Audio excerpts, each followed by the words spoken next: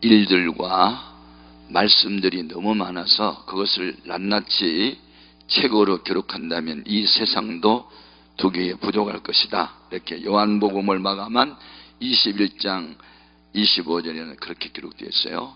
그래서 꼭 우리 구원받는데, 변화되는데, 하나님을 만나는데 필요한 말씀만 골라서 기록했다. 그 중에 예수님이 공생애 가운데 행하신 표적이 많은 중에 혼인잔치 집에 가서 물로 포도주 되게 하는 표적을 처음 행하셨다. 항상 처음 행한 일이 귀해요. 처음. 우리 예수님이 40일 금식기도 하시고 첫 번째 외친 음성이 때가 찼고 하나님 나라가 가까웠으니 그러므로 회개하고 복음을 믿어라. 이 말씀이 첫 번째 외침이었어요. 그리고 마지막 외침, 내가 가면 다른 보혜사 성령을 보내줄 터인데 그는 진리의 영이라. 그 성령이 너에게 임하면 권능을 받고 예루살렘에서 땅끝까지 가서 복음을 전파하게 될 것이고 전파하는 사람들에게는 내가 세상 끝날까지 항상 함께 있을 것이다. 이런 말씀들이 중요한 것입니다. 우리 예수님이 행하신 이 물이 포도주 되게 하는 표적, 우리에게 무슨 교훈들이 있을까? 첫 번째는 잔치집에서 행하셨다. 중요한 거예요.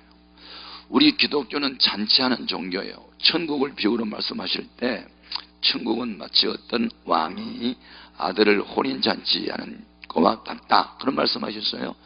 그래서 혼인은 제2의 인생의 출발이죠. 첫 번째는 모태에서 출생하던 때, 두 번째는 우리가 결혼할 때, 세 번째는 세상 떠날 때, 새로운 시작들이죠. 여러분, 제가 교회에 다녀보면 교회가 초상집 같은 분위기, 그런 교회도 있고 잔치집 같은 그런 분위기 교회도 있어요. 우리 해오름 교회는 어떤 분위기일 것 같아요? 잔치집 같아요. 초대교회는 잔치집 같았어요. 잔치집 같은 이유, 천국이 잔치집 같은 이유는 세 가지가 있어. 첫째, 아무나 오지 않음. 잔치집에 아무나 와? 초청도 안 했는데 혼인잔치집에 오는 사람이 있다? 조사해 봐야 돼. 부잣돈 훔치러 왔거나 그런 사람들이야.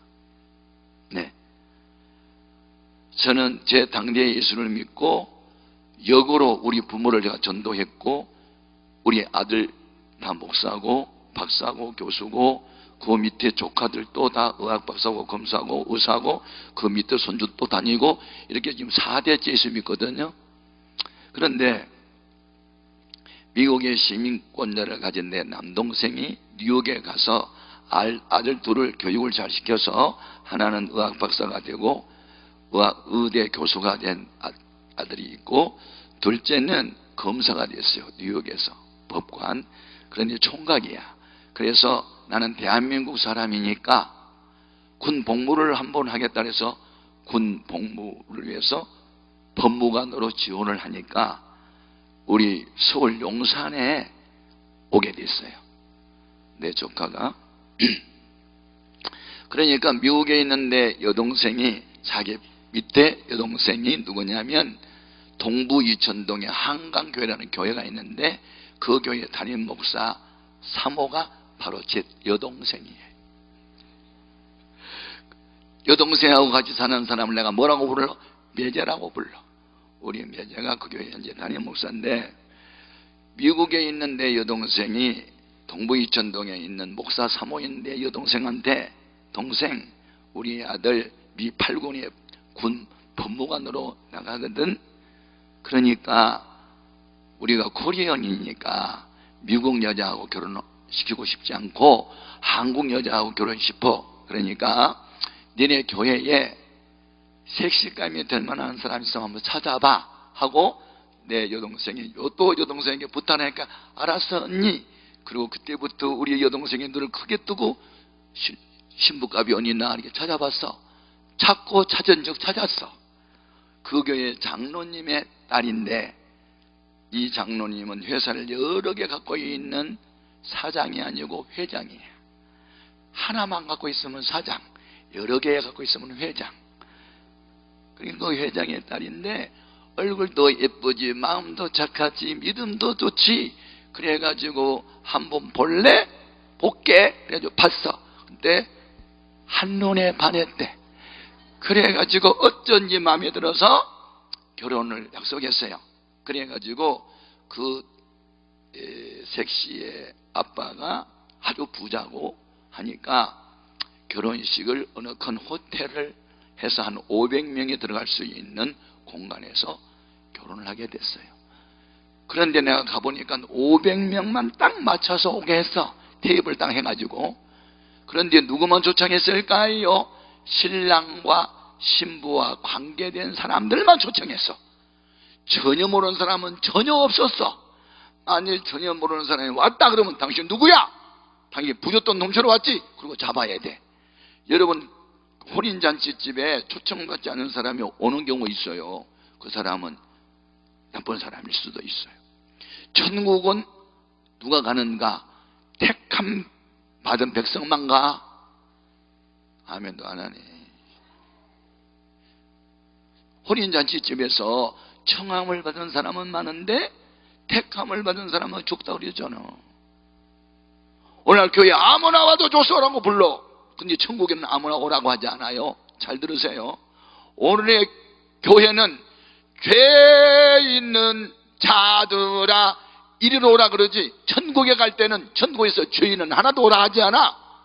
예수 믿고 의롭게 된 사람, 성령 받고 거듭난 사람, 이런 사람만 오라고 그래. 여러분, 청함을 받은 사람인가 택함을 받은 사람인가? 청함을 받고도 거절한 사람이 얼마나 많은데, 나 장가 들었거든. 신혼여행 가야 되니까 단체 못 가겠어, 미안해. 그리고 안 와. 나 소 5결이 샀어. 한 결이가 2마리잖아 10마리를 샀으니까 얼마나 부자일까? 나 땅 샀는데 돌아봐야 돼.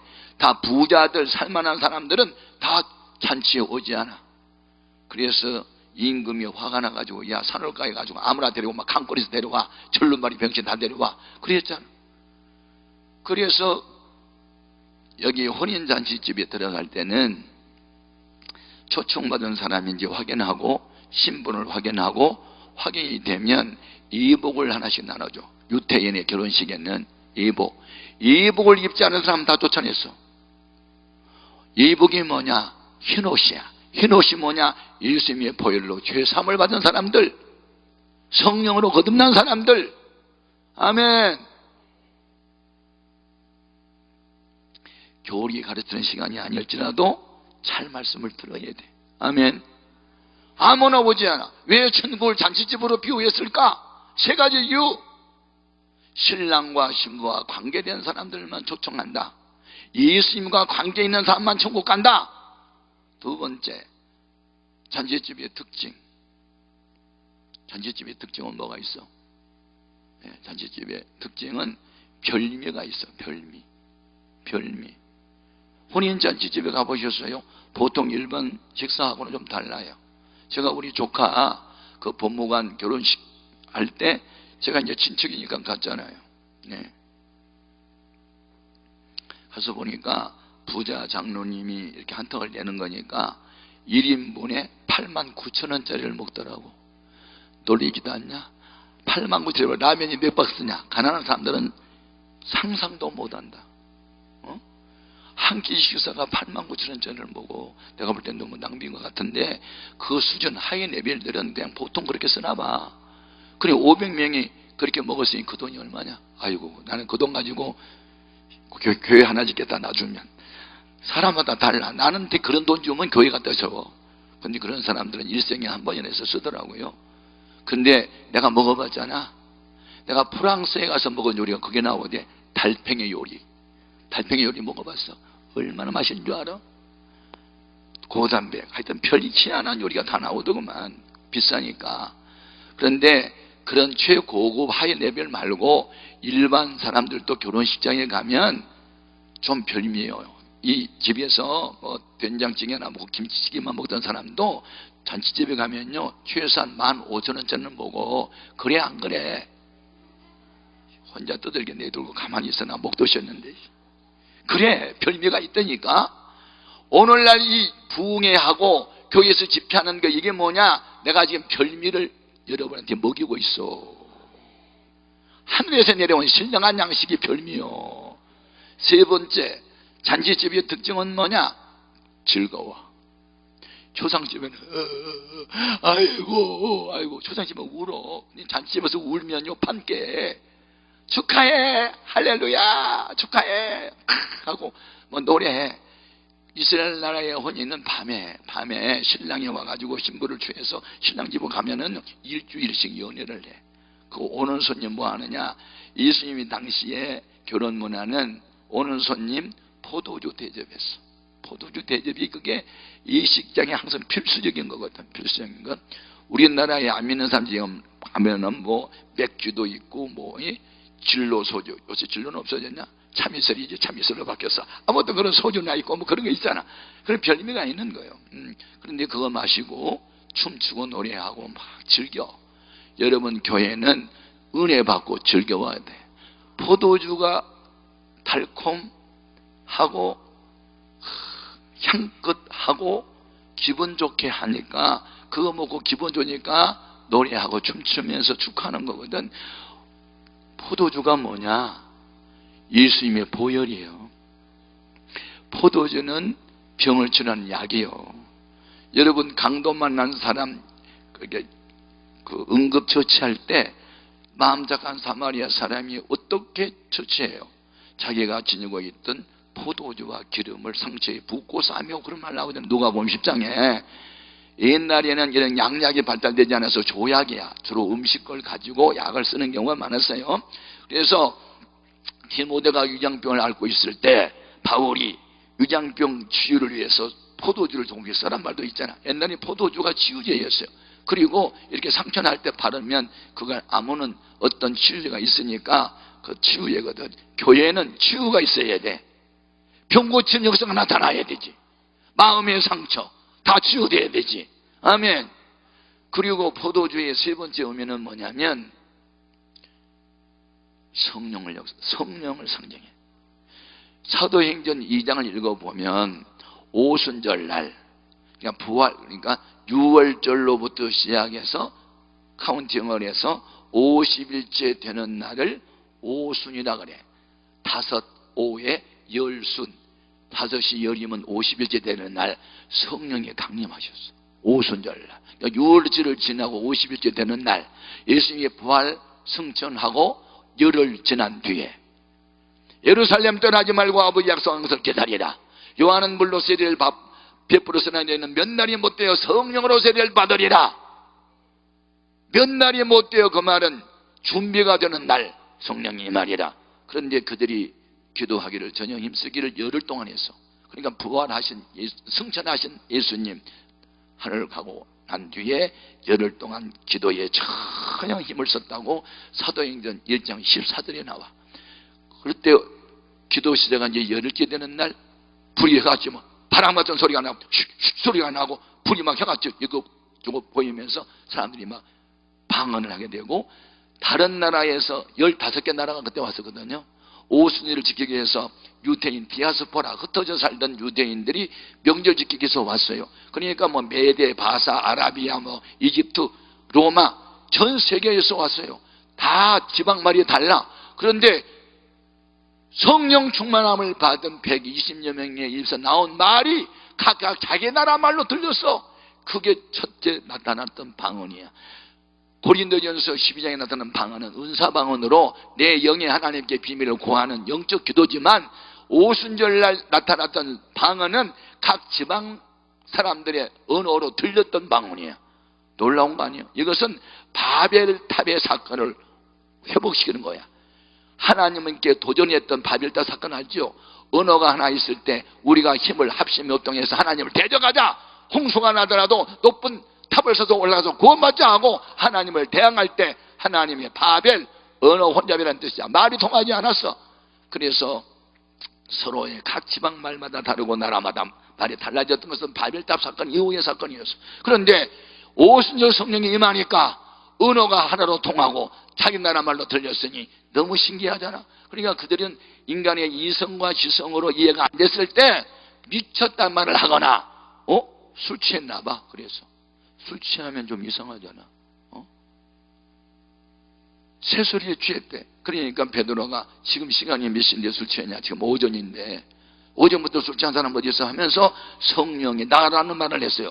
여러분, 성령이 우리에게 임하면, 성령에 충만하면 술 취한 사람하고 유사성이 있다니까. 뭐가 말아? 술 취한 사람하고 성령 받은 사람하고 비슷한 게 있어. 뭐야? 말이 많잖아. 술 취하면 이렇게 말이 많아. 속에 담아놨던 말을 막 다 쏟아부어. 근데 주로 나쁜 말만, 이 새끼 죽여버린다고 그런 말만 해. 술 취하면 나쁜 감정을 숨겨놨다가 한꺼번에 쏟아. 그런데 성령을 받으면 그 나쁜 말 하지 않아. 예수 믿고 구원 받으세요, 복 받으세요, 그 말만 해. 말이 많은 것은 같아. 근데 내용이 다르지. 아멘, 아멘. 근데 성령 받지 못한 사람은 전도 한마디도 못해. 부끄럽고 창피하고 무서워서. 근데 성령 받고 나오면 막 전도하고 싶은 거야. 아멘, 아멘. 그런 성령 받으시기 바랍니다. 술 취한 사람하고 성령 충만한 사람하고 두 번째 뭐가 달라? 무섭지 않아. 술 취한 사람 누구 무서운가 봐. 야, 이 새끼 죽인다고 막 다는데 꼬마가 어른한테 덤벼들어 술 취해가지고. 지난번에 제가 우리에게 어느 집사님, 목사님 생선에 잡수실래요? 서울 시내도 많지만 저 인천에 그 바닷가에 금방 그 가져온 거 그거 맛있어. 가요. 아니 생선에 하면 몰라고 한 시간대 동안 가요. 맛이 달라요. 가요. 억지로 탔어. 예? 그래 갔거든. 그런데 그날 12시 반인데 해병대 아이들이 둘이서 친구가 휴가 나왔나 봐. 대낮에 술이 취해가지고 큰 도로로 나와가지고 8톤 20톤 트럭이 막 가. 근데 야 이 새끼야 안 서! 그러니까 다 서 차가. 그게 왜 그래? 술바람에 그래. 치여 죽어. 그러면 우리 아빠도 술 취하고 기차를 도면에 세웠다니까. 술 취해가지고 야 기차 서! 그리고 적들이 들어가지고 이러고 있으면 기차가 쓴다니까. 그 무슨 바람이야? 술바람이야. 마찬가지야. 우리가 성령 받잖아요. 그러면요 겁이 없어요. 아멘. 죽으면 죽음에 대한 두려움이 없어요. 그래서 저는 이 최자실 이 국제 금식기도원을 설립하고 세계적인 목사님을 결련한 조영계 목사님을 결련한 최자실 목사님, 이 김성광 목사님은 그 최자실 목사님의 아들이요. 그분 살아생전에 제가 얼마나 그분을 존경했는지 몰라. 나는 할렐루야 아줌마였다 막 그런 영화도 만들었는데 나중에 알고 보니까 김성광 목사가 교육을 했더라만. 그래가지고 제가 명보국장에서 그 영화도 보고. 그런데 참 놀래요. 예, 최봉석이라고 하는 우리나라 초대교회 목사님이 계셨어요. 그래서 목포에서 전도하다가 일본 순사한테 잡혔나 봐. 전도하지 말았는데 왜 전도해? 그러니까 쿡 지휘봉으로 가슴을 내니까 예수 놓치니까 천당, 예수 천당, 너 미쳐서 나가. 그래가지고 미쳤다고 내보냈대. 하여튼 성령 받은 사람은 못 말려. 아멘. 그래서 성령의 새소리에 취했다. 성령 충만이 술 취한 사람 봤어. 그 다음에 술 취한 사람의 세 번째 특징이 있어. 유사성. 기뻐. 술 취하면 그런 다음에 근심, 걱정, 속상한 일을 참 취하면 그 괴로움이 다 잊어진대. 그냥 기억에서 없어진대. 그래가지고 걱정, 근심 전혀 없다. 그러고 다닌대. 술바람에 다 잊어버리고. 오늘 우리가 은혜 받으면요 상황은 근심 걱정할 상황이야. 형편도 그래. 근데 성령 충만 받으면 내일은 난 몰라요. 그리고 살아. 아멘. 내가 갑자기 성령께서 이 간증을 하라고 하네. 나는 간증이 진짜 많아요. 우리 아버지는 내가 있으면 이제 5년 만에 전도했고, 우리 엄마는 교회 나간 지 2년 만에 내가 전도를 했어요. 그래서 어머니가 교회 나간 지 그 다음 날부터 새벽기도를 했어. 왜냐하면 우리 어머니는 교회 나가기 전부터 새벽기도 신자였거든요. 근데 대상이 달랐어. 우리 엄마는 새벽 4시 반에 일어나가지고 우물에 가서 물을 한 동이 해가지고 머리에 익어와가지고 마당에다가 상을 펴놓고 물 한 사발을 떠놓고 빌었어. 그게 새벽기도야. 대상이 뭐냐면 북두칠성신한테. 북두칠성이 떠오르면 그쪽 하늘을 바라보면서 북두칠성신이시여 우리 남편 술 안 잡수게 하시고 우리 큰아들 서울 갔는데 사업 잘 되게 하시고 맨날 그렇게 빌었다니까. 우리 엄마는 교회 나가기 전부터 새벽기도 신자였다고. 그런데 이상한 잡히던 신을 빌었는데 은혜를 받고 보니까 곧바로 그 종교의 열성이 교회로 옮겨와서 교회 나간 그 다음날부터 새벽기도 신자였어. 그러니까 1년 만에 목사님이 세례주고 세례받은 지 1년 만에 집사를 세우고 곧바로 시골에 옛날 종을 치는 사람이 있어. 우리 어머니 하도 일찍 교회 나온 데서 종 치는 아줌마가 됐어. 우리 엄마는 대단했어. 그래가지고 교회를 다니는데 아빠가 교회를 안 다니잖아. 아빠는 이 조상신 섬기겠다는 그 내 목숨을 걸고 난 소리 좋다고 그것도 술 때문에 못 나가고. 그런데 어느 날 어머니도 교회를 다녀오고 나도 교회 다녀오는데 어머니가 우리 7남매 교육시키고 먹여 살리기 위해서 뭘 했냐면 학교가 우리 집 옆에 있었는데 그 골목에 가게를 했어. 구멍가게. 거기는 껌도 있고 연필도 있고 공책도 있고 뭐 잉크도 있고 펜도 있고 그 다음에 과자도 있고 그 다음에 뭐도 있었냐면 백화소주 진로소유도 있었어. 그게 이제 가게야. 그런데 어느 날 제가 수요일 날 밤 예배를 드리고 나면 곧바로 집에 가지 않았어. 왜? 하나님께 기도하고 싶어서. 어머니를 봐도 가슴 아프고 동생들을 바라봐도 마음 아프고 아빠를 바라봐도 가슴이 아파가지고 1시간 이상을 울면서 기도하고 항상 밤 10시나 되면 집에를 갔어. 그런 기도도 성령을 받아야 하게 돼. 아멘. 그러니까 성령을 받으면 약간 술 취한 사람은 미친 끼가 있다니까 이게. 예배 드리면 집에 가지 왜 울고 혼자서 혼자 막 떠들면서 울면서 기도를 하냐고. 성령님이 기도를 시키니까 하는 거거든. 아멘. 그래서 그날도 수요 예배를 마치고 한 까지 기도를 하다가 그날은 기도를 또 많이 한 것 같아요. 울기도 많이 왔어. 아빠를 생각하니까 막 눈물이 나. 그런데 이제 아빠가 어디 멀리 무슨 장사한다고 가셨는데 우리가 기차역전 바로 옆에 그 살아. 그러면 옛날에 기차역전에는 선로반에서 일하는 사람이 있었어. 그래서 그 철길에 커다란 못도 받고 침묵 그 배에서 갈아 끼우기도 하고 그런 하여튼 사람들이 있었어요. 그런데 밤 11시가 다 됐는데 내가 이제 기도하고 집에 왔잖아요. 그랬는데 우리는 술을 파는 술집은 아니고 그냥 구멍 가게예요. 그래서 병수를 그냥 집에서 사러 온 사람이 한 병씩 파는 거지 술판을 벌린 집은 아니잖아요. 그런데 그날따라 우리 아빠 술 끊게 해달라고 울고 기도가 왔는데 술꾼이 4명이서 왔어. 그래가지고 마루에 앉아가지고 우리 술을 파는 술집은 아닌데 아줌마 그 이제 깍두기 하나라도 가져와요. 우리 소주 좀 먹게. 그래가지고 진로 소주 뭐 이걸 갖다 놓고 한 병 까먹고 또 못 까먹고 우리 엄마는 옆에서 카운팅을 내겠지. 한 병 팔면 얼마 나왔고 두 병 팔면 얼마 나왔고 그 계산했겠지. 근데 이번에 술이 잔뜩 치였어. 이제 12시가 밤이 그래 11시 훨씬 넘었는데 그러니까 뭐 서로 술이 져가지고 막 꽉짝 찍으라고 떠들어대고 예수 믿는 집사의 집안에서 술꾼들이 모여가지고 잡담하고 싸움질을 해. 얼마나 내가 마음이 슬펐던지 바깥에서 담벽을 붙들고 울었어. 주님 우리 엄마 집사거든요. 집사 집에서 술을 팔고 술꾼들이 와서 싸우고 있네요. 보시잖아요. 나 어떻게 하면 좋아요. 그런데 갑자기 요한복음 2장에 우리 예수님께서 예루살렘 성전에 갔더니 먼 데서 명절 지키게 오는 사람들 거기에서 돈을 바꿔주는 상이 있고 비둘기를 파는 장사꾼이 있을 때 주님이 상을 확 엎어버리고 쫓아낸 장면이 생각나? 그래서 나도 주님을 닮기 위해서는 상을 확 엎어버려야 되겠다 그 생각이 나. 여러분 성령을 받고 말씀을 많이 읽다 보면 때마다 사건마다 그 말씀하고 대입이 되고 나도 그 주인공처럼 나타나기를 원해. 이게 참 신기하더라고. 그런데 상을 팍 엎어보려고 하다가 엄마가 옆에 계시고 이분들이 4분이 있는데 내가 상을 엎어버리면 저 예수 믿더님처럼 진짜 미친놈이라고 그러고 오히려 날 욕을 하지. 엄마도 또 면목이 안 되겠지. 그러니까 저분들이 갈 때까지 내가 기다려야 되겠다. 그리고 담벽을 붙들고 울었어. 그랬더니 옛날에는 밤 12시가 되면 통행금지가 있었어. 저 멀리 음리에서 엥 하고 사이렌 소리가 나니까 그 중에 하나가 야 통행금지 시간이야 빨리 가야 돼 가자. 그랬더니 가자. 그리고 비틀비틀 하면서 가는 거야. 저 멀리 갈 때까지 내가 뒤에서 숨어 있다가 갔어.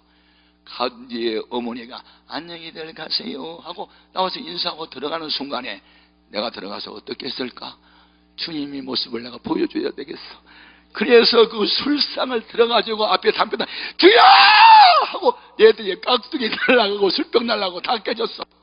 우리 엄마가 새파랗게 쳐내가지고 너 미쳤니? 왜 그래? 왜 그래? 나 미쳤거든요.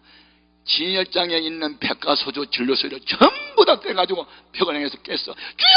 주여! 주여! 주여! 미친 사람들 깼어. 그러니까 우리 엄마가요, 너 미쳤니? 나 진짜 미쳤어.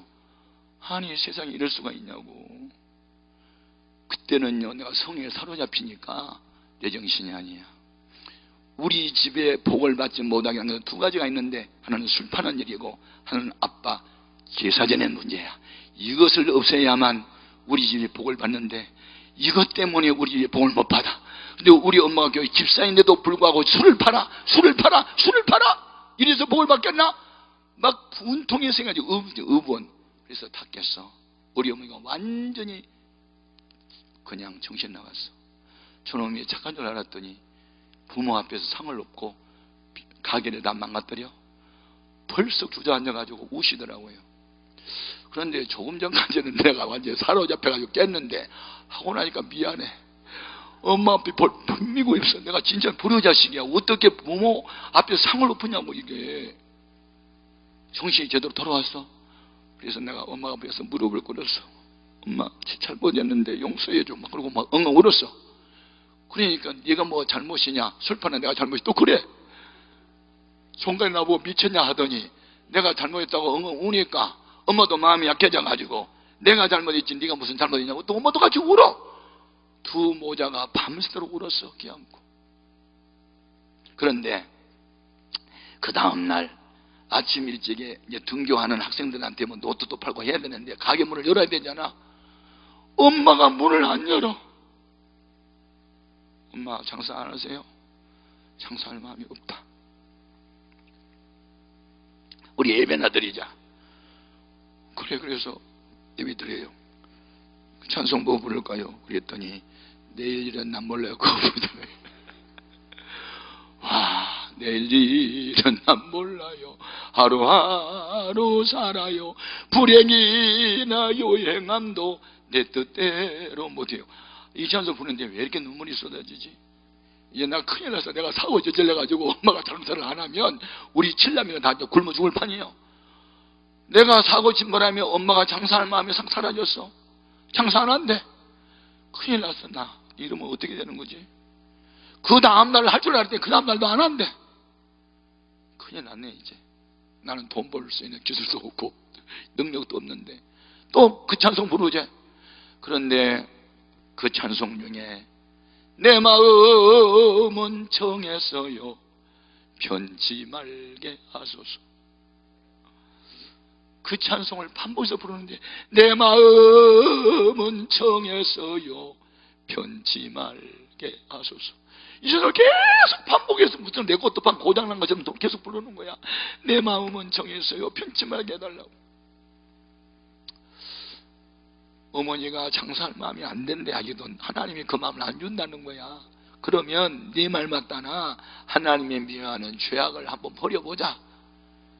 술병 다 깨버릴 수 있는 술도 안 팔지만 돈 벌고 싶은 마음 먹고 기도나 하고 싶다. 기도나 하자. 그리고 일주일 동안 문을 닫아버려네. 나는 괜히 상한 문 엎어가지고 이제 우리 집이 큰일 났네 이제. 그런데요, 어떤 일이 벌어진 줄 아세요?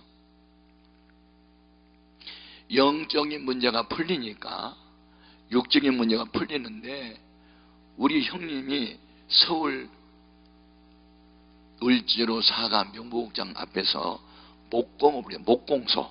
그래서 우리 형님이 그 무엇을 잘했냐면 문짝을 걸보로 건구라 그러나 건구.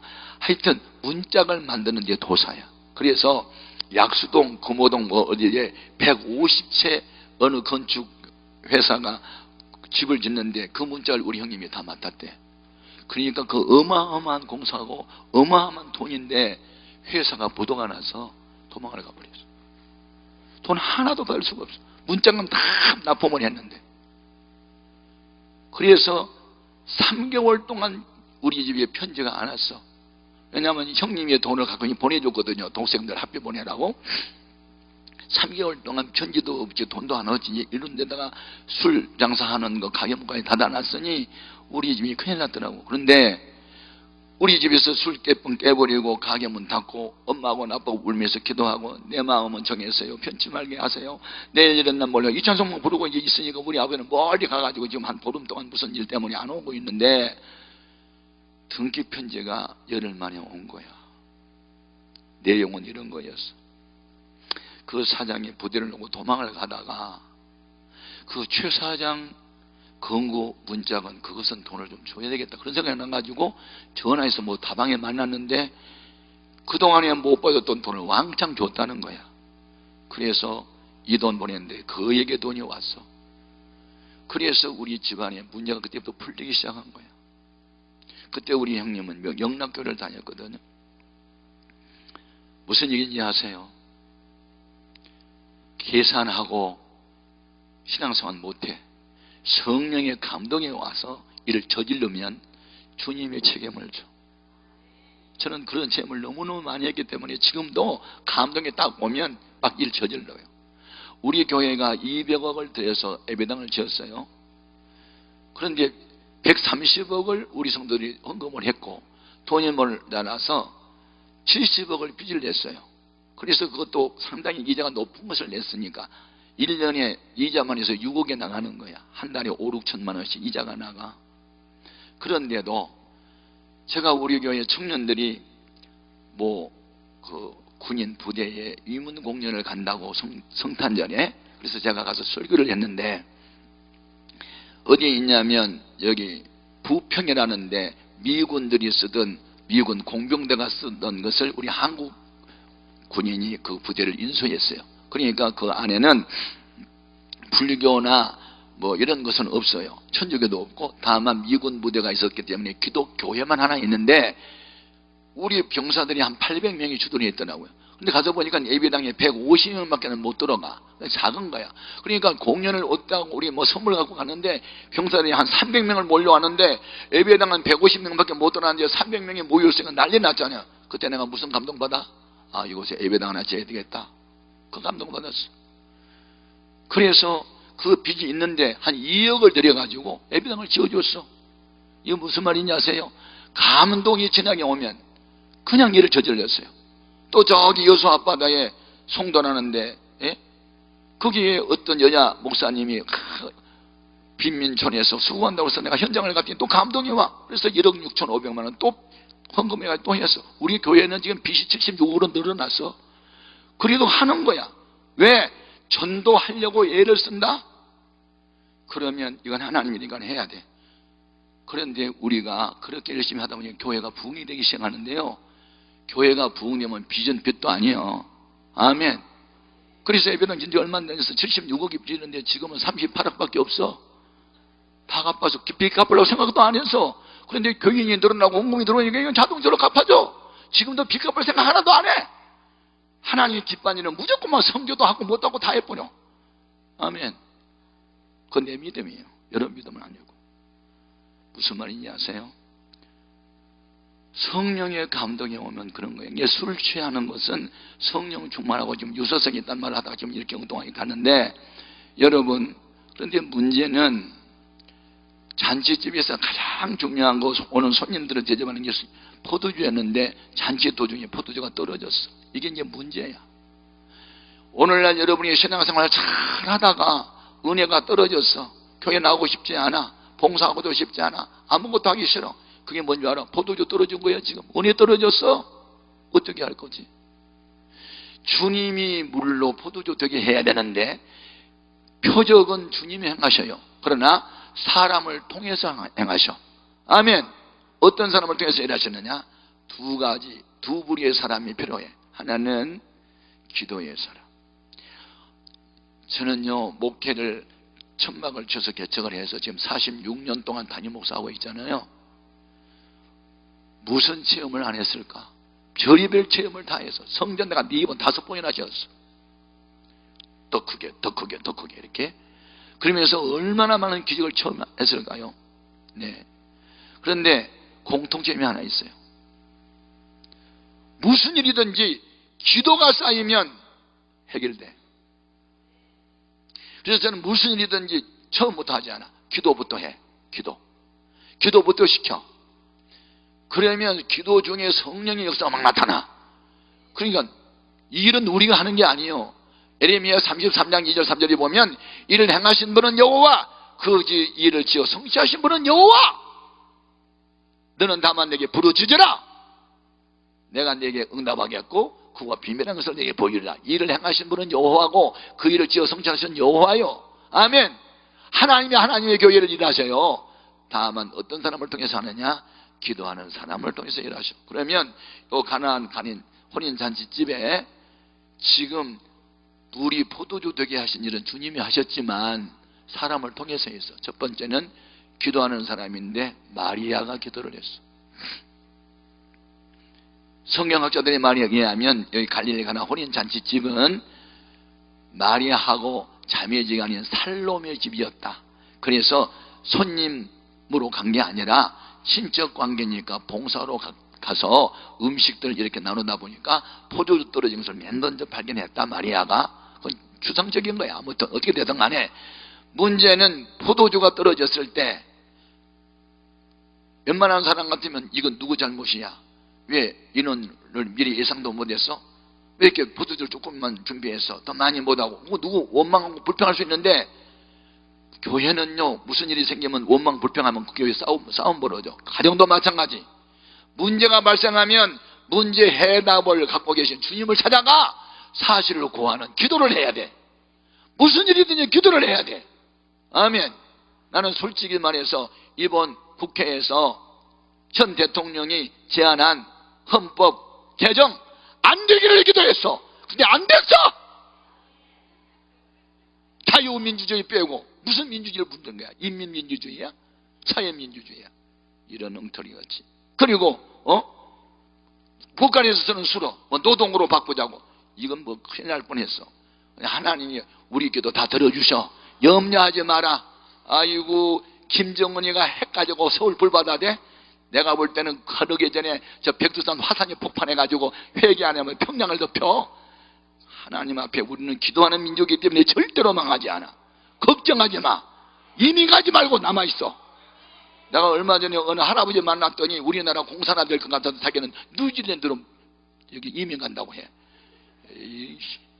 다 이민 가면 우리나라 누가 지키냐? 그리고 자기는 틀림없이 죽어버려. 현 정권이 전부 이렇게 가다가는 공산화 될 것 같아. 그러니까 빨리 자기는 도망간대. 그렇지 않으니까 맨모저 숙청당할 것 같아.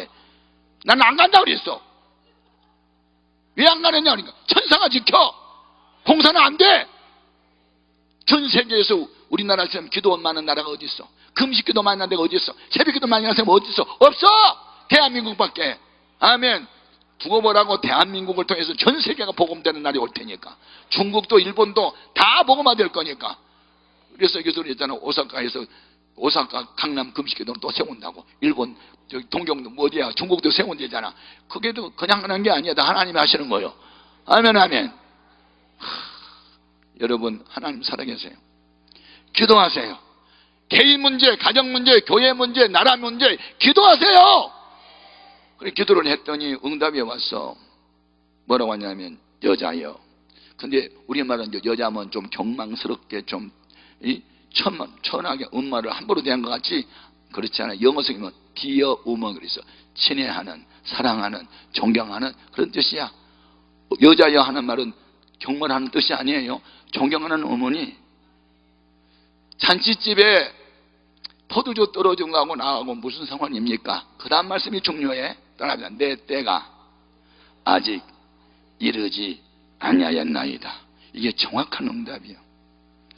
우리가 믿음으로 기도하면 내가 원하는 때에 내가 원하는 방법으로 응답이 아니고 주님이 원하는 때에 주님의 방법으로 응답이 정확한 응답이에요.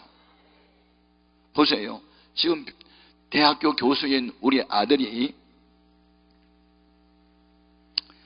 제가 태어나자마자 너는 아빠들을 이어서 목사가 되어라 까꿍. 그리고 아빠 엄마 그거 말 배울 때부터 목사를 내가 가르쳤어. 세뇌시키려고. 그래서 초등학교 들어가서 장래 희망이 목사님 되겠다 그랬어. 중학교 들어가서 또 장래 희망이 목사님이었어. 근데 고등학교 들어가더니 아니옵시다야. 어렸을 때는 의존적이에요. 항상 엄마 아빠를 의존하고 시킨 대로 하는데 사춘기 되면 아니야. 이렇게 수직관계가 수평관계로 가. 엄마 아빠보다는 친구가 좋다야. 그리고 자기도 알 만큼 알기 때문에 자기 인생을 스스로 개척하려고 그러지, 엄마 아빠가 원하는 자식 되고 싶은 마음 없어. 자기는 죽어도 목사 안 된단다. 그래 어렸을 때 죽어도 된다는 놈이 갑자기 변했어. 내가 난 자식으로 내 마음대로 할 것 같아? 어림도 없다. 키워봐라 자식. 아이고 품 안의 자식이면 떠나면 아니에요. 그래서 이 아이가 이제 대학을 들어갔네. 영어 영문학을 들어갔어. 그래 내 꿈은 뭐냐면 자기 장로님에 대해서 목사님을 잘 보필하는 그런 장로가 됐대. 왜냐하면 우리 아빠 목회한 거 보면 너무 힘들고 속세는 교인들 보기엔 너무 속상하니까 자기는 장로님이 돼가지고 속 안 쓰이고 목사님 목회를 잘 돕는 사람 되겠대. 그게 꿈이래. 근데 나는 아니요. 너 목사가 되고 싶대 나는. 근데 아들하고 아빠는 생각이 달라. 이제 다 커가지고. 그래서 이제 군대를 갔다 와가지고 복학을 했어. 그래서 1998년 2월 달에 졸업했어요. 1997년 12월 17일 날은 우리나라 국가가 포도나는 날이야. IMF 터졌어. 그래서 그때는 뭐가 많아? 퇴가 많아. 조퇴, 명퇴, 황퇴. 조퇴는 빨리 그만둔 거, 명예롭게 그만둔 것은 명퇴, 황당하게 잘린 것은 황퇴. 그래가지고 회사를 들어갈 수가 없었어. 취직하기가 어려웠어요. 취직하기가 IMF 터져서. 근데 우리 아들이 영어를 아주 잘하니까 모 회사에 몇 천만 원 이제 연봉을 작정하고 취직이 됐어요. 그런데 나는 저 녀석이 언젠가는 목사가 될 거야 그런 생각을 버릴 수가 없었어요. 왜냐하면 마음에 심성이 곱고 착한 데다가 하여튼 그런 게 있었어요. 그런데 이제 별을 하나 땄잖아요. 그래서 이 아이를 이제 장가를 보내야 되겠다. 군대 갔다 왔지, 직장 좋은 데 들어갔지, 그러니까 장가 보내야 되겠다. 그래서 이제 그때 우리 교육자가 17명이나 됐어요. 17명의 교육자를 불러놓고, 야 우리 큰아들 장가 가야 되는데 섹시감 있으면 한번 소개해. 그랬더니 인천에서 출퇴근한 여자 전사님이 힘있게 손을 들었어. 좋은 섹시가 하나 있대. 누구냐니까 자기가 잘 안 돼. 나중에 알고 보니까 저 딸이야. 자기 딸 얼마나 잘 알겠어. 나한테 숨겨놓고 그냥 잘 아는 처녀가 하나 있대. 나중에 알고 보면 자기 딸이야. 얼마나 잘 알겠어. 자기 딸이니까 그걸 숨겼어. 그래가지고 뭐 그러면 좋은 처녀분 한번 소개해보면 요즘에는 저희들 마음에 맞아야 되니까. 그리고 이제 첫 번째 만남이 저 잠실에 있는 롯데월드라는 호텔에서 커피숍에서 만나기로 했나봐. 우리 아들이 이제 처음으로 전화해가지고 나 저 머리를 오른쪽에다 어깨 메고 넥타이는 파란색을 하겠습니다. 그래 나는 스카프 뭐하겠다. 저리에 다 사인해가지고 만났어. 만났는데 문제는 우리 아들이 한눈에 반했다. 어쩌면 자기가 그리고 그리던 여자가 거기 나타난 거야.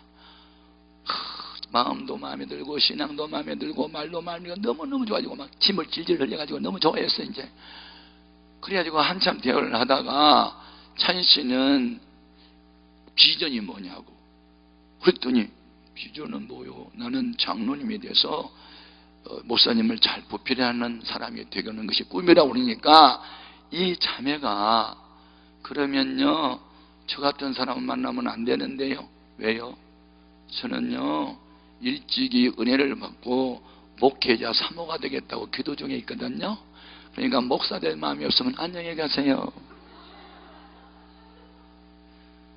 그날 밤 잠이 오지 않았다. 회사가 일선이 안 잡힌다. 눈을 떠도 그 여자, 감아도 그 여자만 보인다. 미치겠다. 그래서 회사의 사장한테 나 일주일만 휴가 주세요. 휴가 받아가지고 어디 갔냐 와서 그때는 이 기도원이 없었던 것 같아요. 모르겠다. 그때 있었는데 이 소문이 안 나네. 오살리에 국제금식기도원에 가서 5일 금식을 작정하고 누가 우리 아들이 기도 제목은 어찌해야 좋을지 하나님께 물어보러 간 거야. 우리 아빠 엄마가 말한 목사가 돼야 할 것이냐, 또 이 마음에 드는 처녀가 말한 목사가 돼야 할 것이냐 아니면 아니냐. 이제 하나님께 물어보러 갔어. 하루 금식하고 이틀 금식하고 사흘을 금식해도 아무 소식이 없더래. 배는 고프고 몸은 삭신을 쑤셔오고, 그리고 나흘이 되고 금요일이 됐어. 그런데 골소에 가가지고 아버지 하고 막 울고 기도하는데 엄마의 눈물 어린 기도 소리가 들리고 아빠의 기도 소리가 들리고 그 처녀가 눈이 아른거리면서 나는 목사가 돼야 되나 봐. 그리고 결심을 했나 봐. 그래가지고 내려오자마자 회사 가서 사직서를 썼어. 그리고 왔어. 내 마음은 어땠을 것 같아? 한편은 섭섭하고 한편은 좋기도 했어. 그래서 그러면 그 여자가 누구냐 한번 보자 했더니 우리 전도사님의 딸이었어. 근데 그 딸은 우리 교회는 한 번도 출석한 일이 없고 인천에 자기 성인교회가 따르고 있으니까 난 모르는 사람이 전혀 몰랐어. 마음이 착해. 기도를 좀 열심히 해. 그래서 둘이 하라고. 그래서 그 우리 아들이 학교를 간다고 해서 우리 대학 총장한테 전화했더니 야 그러면 그 아들 교수 한번 만들어 보자. 교수. 내가 미국의 유명한 신학대학원에 그 부부 학생들이 있는 학교에 추천일 테니까 그 결혼해서 보내라고. 그래가지고 총장이 추천해가지고 미국의 좋은 신학대학원에 갔어요. 예. 그래서 내가 이제 그러면 주리에 누가 할까 그랬더니 아빠가 해달래. 아빠 같은 목사가 되고 싶대. 내가 그때 감동받았어. 그리고 그러면 다른 사람이 욕하면 못되니까 욕해도 상관없어요. 우리는 아빠가 좋으니까 아빠가 해달래. 그래서 내가 낙찰됐어. 주례자로. 그러니까 우리 딸은 원래 작곡가인데 벌써 대학교 1학년 때 MBC TV 보면서 금상 따고 3학년 때 전국 국보에서 1등하고 좀 뛰은 우리 딸이었어.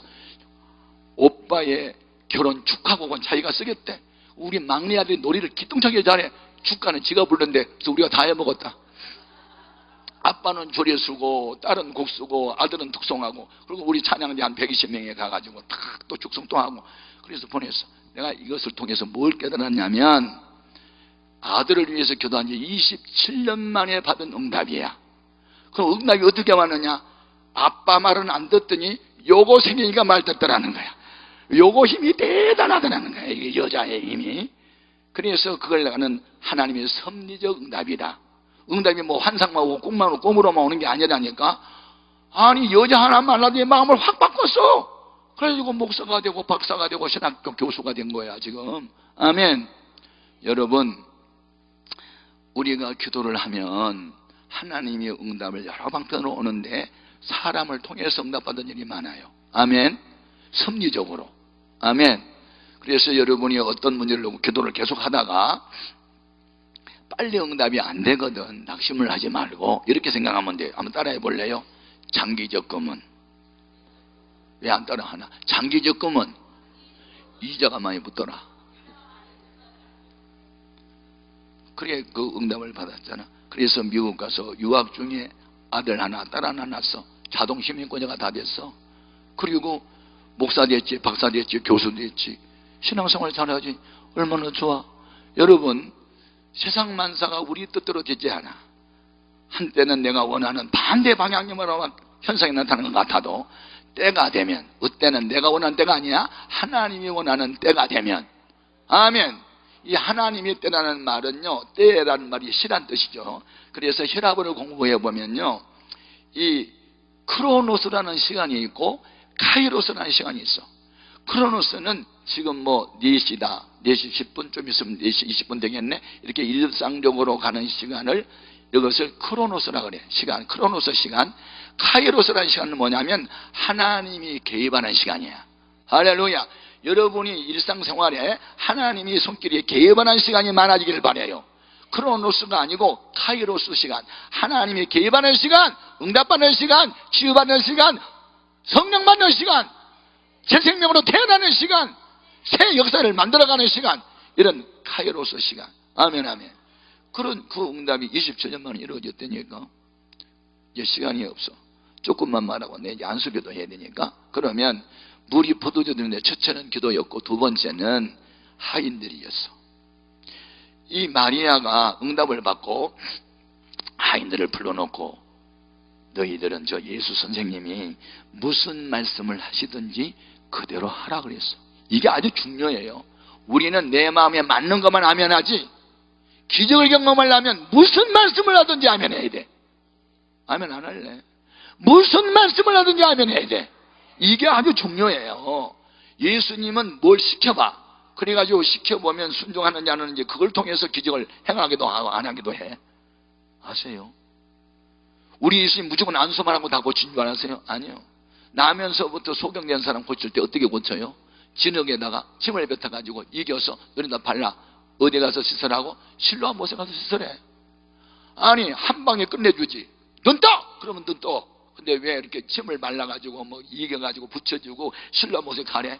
그러면 이 시각장애인이 진흙덩어리 잔뜩 붙여가지고 신라못 가는데 눈 뜬 사람은 달려가서 금방 씻지. 앞을 볼 수 없는 사람이 신라못 가는 게 쉬운 것 같아? 순종이 쉬울 것 같으냐고. 순종은 어려운 거야. 우리 예수님도 순종이 어려웠다고 그랬어. 어디 히브리서 5장 8절에 예수님은 하나님의 친아들이시라도 고난으로 순종함을 배워서 온전하게 되셨은즉. 아멘. 예수님도 하나님 아들이지만 순종의 고난이 따랐다는데 우리가 하나님 뜻대로 살려왔는데 고난이 안 따른다고? 고난이 따라. 소경이 실로암 가는데 넘어졌어. 돌뿌리에 걸려서 너무 오바했어. 아저씨한테 물었어. 아이고 뒤로 돌아가지고 한 50번 하고 좌회전하세요. 좌회전했어. 너무 많이 갔어. 또 물었어. 몇 번 시행착오 경험하면서 실로암 가는 거야. 하나님 말씀대로 사는 게 그렇게 쉬울 것 같아요? 순종은 어려워. 그렇지만 꿈과 희망은 포기하지 않는다. 아멘. 꿈과 희망 있는 사람은 절대 포기하지 않아. 그래 넘어져도 일어나고 자빠져도 일어나고 가서 씻었어. 그랬더니 눈이 팍 떠졌거든. 순종할 때 기적이 나타난다. 아멘입니까? 제발 말씀을 듣기만 하지 말고 순종하세요. 기적이 나타나는 거야. 주님의 첫 번째 명령, 우물에 있는 물 퍼서 돌 항아리 6개 비어있다 채우라 했어. 두 번째 명령 순종은 어려운 순종이에요. 마침 연회장이 하인들을 불러놓고 야 7호실 3호실 술 떨어졌어 빨리 가져와. 지금 술 없잖아. 포도주. 근데 우리 예수님이 그 항아리에 채우는 물 그거 갖다 포도주래. 그럼 여러분 같으면 포도줄 것 같아? 나 같으면 한마디 해. 예수님 연회장이 구한 것은 물이 아니고 포도주거든요. 그러고 포도주를 달라는 사람이 물 퍼다 빰 얻어 맡겨요. 싫어요. 난 안 해요. 나는 그래. 왜? 이성과 지성은 절대로 거기에 순복할 수가 없어. 그러나 이미 무엇을 명령받았어? 무슨 말씀을 하셨는지 그대로 하라. 아멘. 그래서 모르겠다. 순종하라겠지. 푸자. 그리고 퍼가지고 가져가는 순간에 물이 변하여 포도주 됐대. 아멘. 이게 기적이요. 기적을 경험하기 원합니까? 순종 좀 하세요.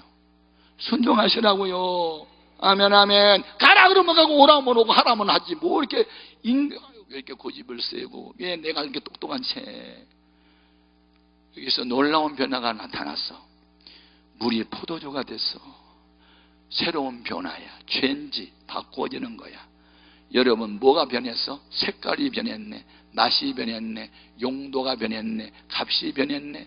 같은 물인데 은혜 받으면 이렇게 바꾸어져. 이렇게 변화가 나타나. 성령 받은 사람하고 받지 않은 사람 가치가 다르고 용도가 달라. 아멘. 내가 성령 받지 않았으면 여기 내가 강사로 올 것 같아? 이 큰 강남 금식교도원에 내가 성령 받지 않았으면 나를 부흥 강사로 초청할 것 같아? 다른 큰 교회에서 어림도 없어. 성령 받고 가치관이 바뀌었어. 용도가 바뀌었어. 의미가 바뀌었어. 목적이 바뀌었어. 다 바뀌었어. 은혜 받으면 조금 변화되는 게 아니야. 완전 변화. 아멘. 실망했던 사람이 희망을 가져. 가난했던 사람이 부유해져. 무명의 사람이 유명해져. 낮고 천한 인생의 고귀한 존재가 바뀌어져. 이런 변화. 은혜 받으면 이런 변화가 일어나는 거거든. 아멘. 그래서 연회장에 물로 된 포도주를 맛보고도 어디서 나는지 알지 못하되 물돈 하인들만 알더라. 이게 비밀이네. 기독교는 체험의 종교야. 체험해보지 않으면 이 비밀을 몰라. 기도응답을 받아봐야 기도응답이 얼마나 소중한지 알지. 병고침을 받아봐야 치유하신 하나님을 말할 수 있지. 가난병애가 부요를 누려봐야 복이 뭔지 말할 수 있지. 경험을 안 해봤는데, 경험을 안 해보니까 추상적이야. 아마도 그럴 거야. 그런 추상적인 믿음? 아니요. 그렇다. 그렇게 말해야지. 아멘. 내가 믿는 예수님은 구원자다, 치료자다, 복의 근원이다. 믿기만 하면 지혜가 되고 힘이 된다. 그분은 나의 삶의 의미와 가치와 목적이다. 그렇게 말할 수 있으려면 우리가 체험을 해봐야 될 거 아니에요. 그래서 이 기도원은 살아계신 하나님을 만나는 경험의 장소가 돼야 되지. 그래서 신랑을 다시 불러. 누가? 연회장이. 자네 집은 참 이상하네. 내가 다른 집에 가서 연회장 노릇 할 때 보면 처음에는 질 좋은 포도주가 나오다가 사람이 좀 약간 취해가지고 정신이 해롱해롱하면 그때는 질은 나쁜 포도주가 나왔어. 근데 자네 집은 어떻게 처음보다 나중에 더 좋아? 누가 만드는 술이기에? 주님이 만든 술이기에 처음보다 나중에 좋아. 아멘. 저도요, 결혼하고 난 이후에 저희 아내하고 엄청 싸웠어. 목사도 싸우냐? 싸워. 성격이 안 맞아. 음식도 안 맞아. 우리 사람 매콤하고 새콤하고 자극성을 좋아해. 밀가루 싫어. 나는 쌀밥 좋아해. 안 맞아. 교회 개척을 해가지고 오래간만에 성령차 하나 사서 여름 휴가를 경포도로 가. 경포대. 내가 운전해서 새아이 태우고 우리 아내 태우고 내가 엑셀리터를 막 받고 막 가. 그러니까 여보, 여행은 즐기는데 왜 이렇게 급히 가요? 야, 경포대가 목적이야. 가야 돼. 여보, 여행은 즐기는데 휴게소에서 국수 하나 먹고 가자. 싫어. 경포대 가야 돼. 자, 남자는 화살이야. 목표 지향적 존재. 여자는 동그라미야. 과정을 즐기는 존재. 이건 나중에 심리학을 나중에 공부해서 내가 처음부터 공부해서 나 이해하는데 나중에 배웠다니까. 그래 안 맞아. 그리고 싸워. 지금 휴가 가는데 싸워. 경포대가 목적이야. 가자. 여보 즐기고 가자. 그리고 싸워. 지금은 안 싸워. 언더스탠딩을 해. 상대방의 입장에 서보고 그럴 수 있겠구나 하고. 지금은 절대 안 싸워. 하루에도 2번 3번 카톡에 사랑한다고. 그럼 나 미토해. 요새 세상 말하는 그런 미토 말고. 여러분 그러니까 이렇게 처음에는 안 맞다가도 나중에 이렇게 맞아가는 거예요. 아멘. 그리고 내가 지금 무슨 얘기 했냐면 처음보다 나중에 좋아져야 된다는 거야. 내 얘기는. 아멘. 부부관계도 부자지간도 교회도 여러분 인생살이도 처음보다 나중에 좋아지는 건 성령의 역사, 처음보다 나중에 나빠지는 건 사탄의 역사. 아멘. 여러분 처음보다 나중에 좋아지기를 바라요. 그래서 이 표적을 행함으로 하는 주님이 영광을 받으시고 선택받은 저희들이 이분이 진짜 메시아 맞다 하고 예수님을 메시아로 믿었대. 이 표적을 행한 목적은 예수님이 구원자임을 확인시켜 주는 거고 믿음 없는 사람을 믿어지게 하는 것이에요. 표적 자체가 기독교의 목적은 아니야. 다만 믿어지는 믿음을 갖게 하는 수단 중에 하나였지. 그래서 표적을 경험하지 않고도 믿으면 좋은 건데 나 같은 경우는 표적을 너무 많이 경험했기 때문에 안 믿을 수가 없어 저는. 아멘. 여러분 예수 믿는 것은 받은 증거는 많도다. 그 찬송하면 진짜 신납니까? 체험이 없는 사람은요 그거 뭐 찬송이 신나지 않아. 예수 믿어봐도 별 볼 일이 없다 그러지. 예수 믿어보니 상처밖에 못 받는다 그러고 그거 아니야. 여러분 예수 바로 믿으면 정말 신나요. 이 예수를 내가 몰랐지만 나는 자살했어요. 내가 왜 자살할 수밖에 없었는지 이 책에 나와. 하나님이 저기 하나서 사서 보셔. 제가 이 설교를 다 할 수 없어. 100번을 해도 못해. 어떻게 우리 가난뱅이 가정에서 일어나고 오늘날 이렇게 지도자가 되고 애들 다 박사하게 되고 우리 아내도 박사되고 다 이렇게 해서 이렇게 일어났는지 이야기를 짧은 시간에 다 할 수 없고 결국은 하나님이 하셨습니다. 하나님이 하셨습니다. 하나님이 하셨습니다. 여러분 기왕에 기도원에 왔는데 주님 만나고 가셔야 돼. 변화를 받아야 돼.